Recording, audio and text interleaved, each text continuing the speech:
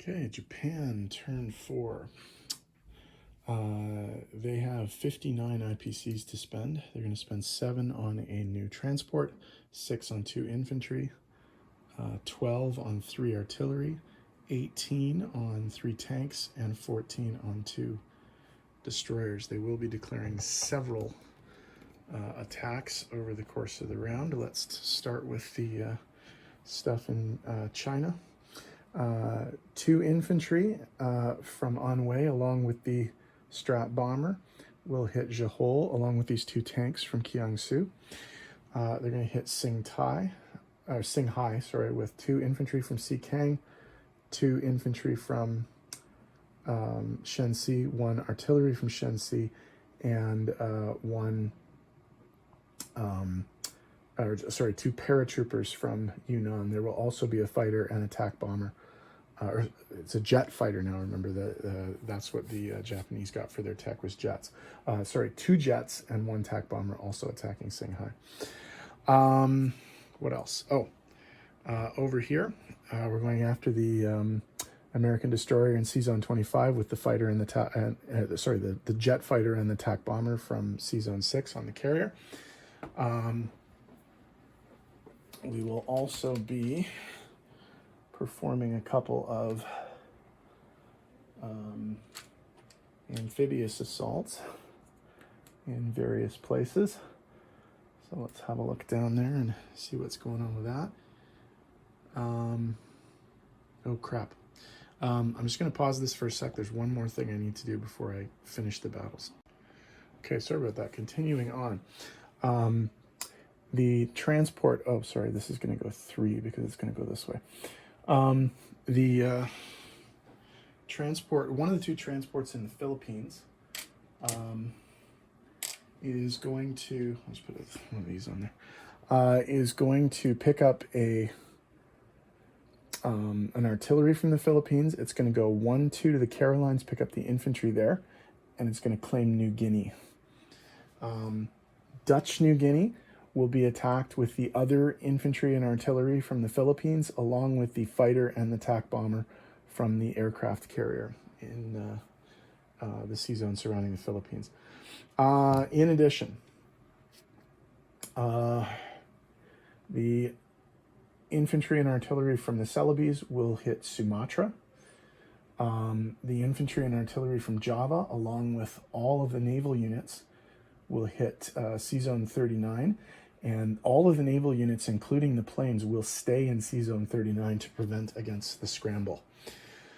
Let's see, what else? 3 infantry and 1 artillery will attack Malaya, along with a fighter and attack bomber from Yunnan. A fighter and attack bomber will also go into C-Zone 39 to prevent against the scramble, as I mentioned. Can we see it on here? Yeah. The units in French Indochina, so that's 2 infantry, 1 artillery, 1 tank, will swing around and land in C-Zone 39 in India. The infantry from Burma will go there, and I think it's 4 jets and 2 attack bombers will hit India as well. I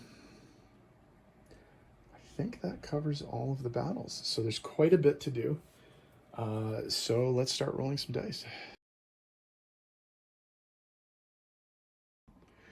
For the attack on Singhai, the Japanese are paradropping 2 infantry.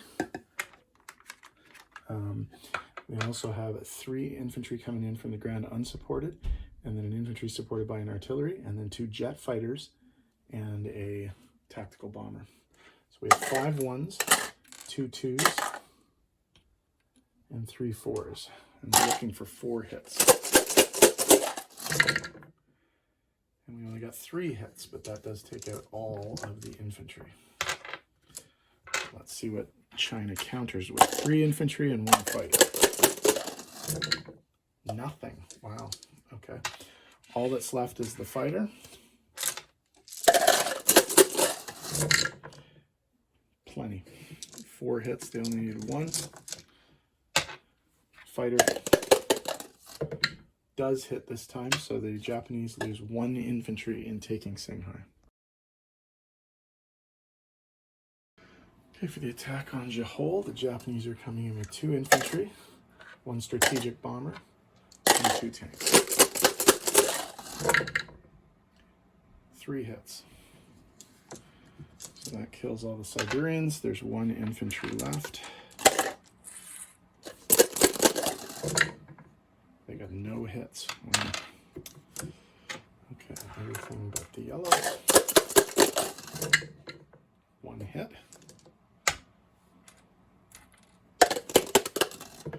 So Japan takes the territory once again with no casualties. For the attack on Malaya, Japan's coming with 2 unsupported infantry, and infantry supported by an artillery, a jet, and attack bomber. 3 hits. 3 of the 4 infantry are dead.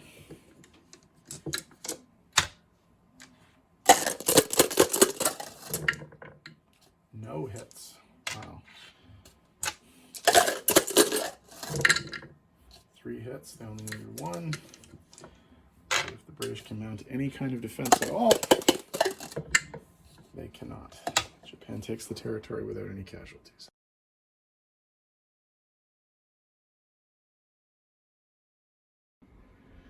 Okay, this is the attack on Calcutta. So the Japanese are coming in with 1 infantry from Burma, and then 3 transport ships. The Hokoku Maru, which has an infantry and a tank. The Hikawa Maru, which has an infantry and an artillery. And the SS Gyoku Maru, which has an infantry and an artillery. There will also be an offshore shot from the Chikuma. Now, I should show the other stuff in the C zone. It's not involved in the battle, but it's here, and this probably explains why. I thought about it, actually. The Brits could scramble, but I think there's probably just too much naval stuff in the water. Now, I was going to add a couple of planes, but I realized they didn't have enough range to make it. But I still think there's enough Navy in the water for the Brits not to scramble, and I think they're going to need their defense. Now, the Brits do have enhanced radar, so that means that their anti-aircraft shots hit at 2 rather than 1. So they're going to get 3 shots at the planes. And they hit 2 of them. Wow, okay. Well, I think we'll lose the tactical bombers because there's no reason to keep them. The jets do just as well, really, other than for... Well, maybe let's lose 1 of each. We'll lose 1 of each. Simply because maybe we'll have a attack bomber that we can use for something else. Okay, that actually might make a bit of a difference. Okay, so we have 2 1s for the unsupported infantry, 4 2s for the 2 infantry, 2 artillery, a 3 for the tank, a 3 for the offshore, and 4 4s for all of the planes. 1, 2, 3, 4, 5. That's going to be the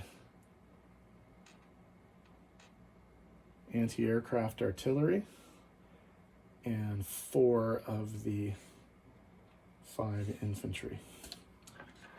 Okay. So this won't shoot again. Put all this up here. Okay, we're going to go 5 infantry, 1 artillery, 1 attack bomber, and 2 fighters. 1, 2, 3, 4. So that will be all of the infantry is killed. So we'll take out these and these. What's left? We got 2 of those, and then this. Okay. 2 hits. So that's the ground units.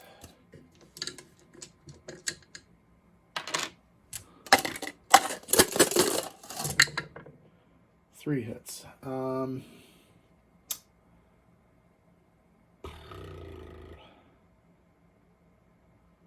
think we'll lose 1 of these, the TAC, and 1 of the jets. So we got 1 of these 2 of these. Okay, so there's 3 things left.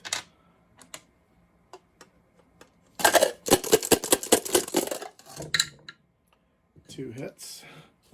So that's the attack and the fighter.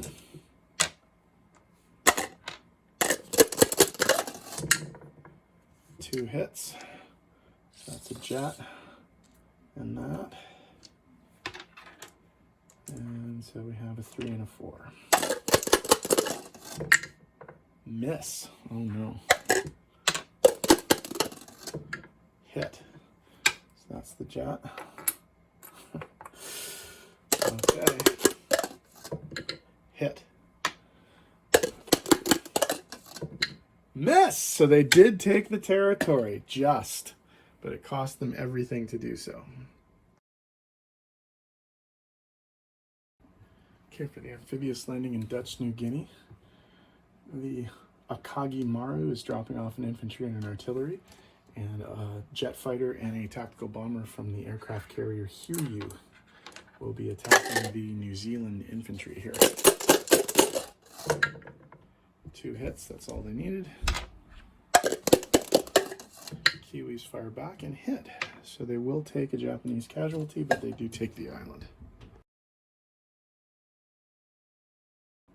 In the battle for Sea Zone 25, the carrier Akagi is launching a attack bomber and a jet fighter against the American USS Patterson destroyer. The TAC is going to try a target select against the destroyer, and it missed. So let's see if the fighter can down it. Missed. Okay, so no, missed. There we go. Fighter, or killed it. Jet fighter killed it, but it does get a defense, but it doesn't hit anyway. So no casualties and the sea zone's cleared.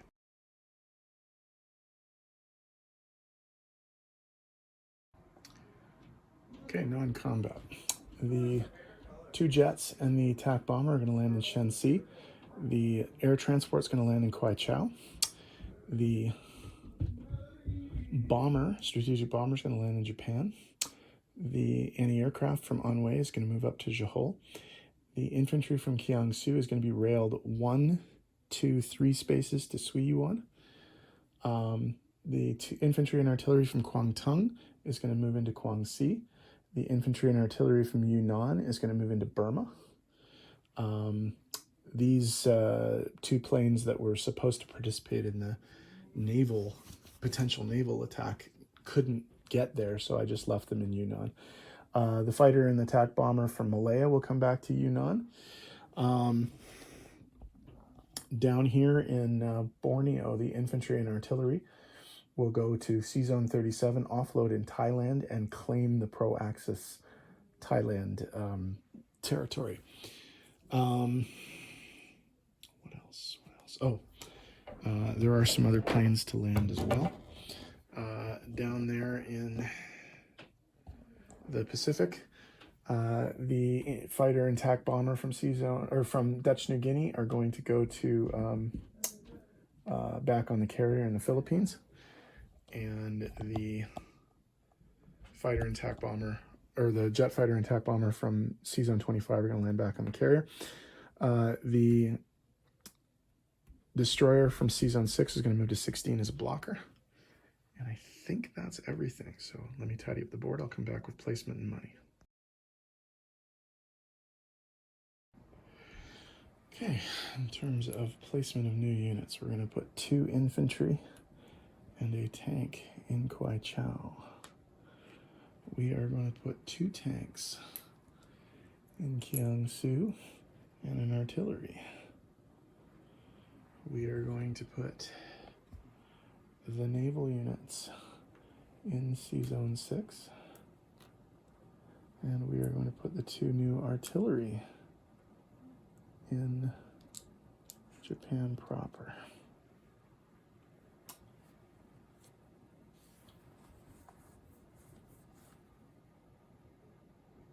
Yeah, we're gonna have to go for it, aren't we? Okay. I was just looking at what the Americans are going to have to try next turn. They're going to have to try and take Japan, but we'll see how that goes. See if they have enough. Okay, so in terms of income adjustments, from the Chinese, they're going to take 1, and this isn't worth anything. So +1. So they go up there. China goes down 1. From the British, they're going to take 4, 7.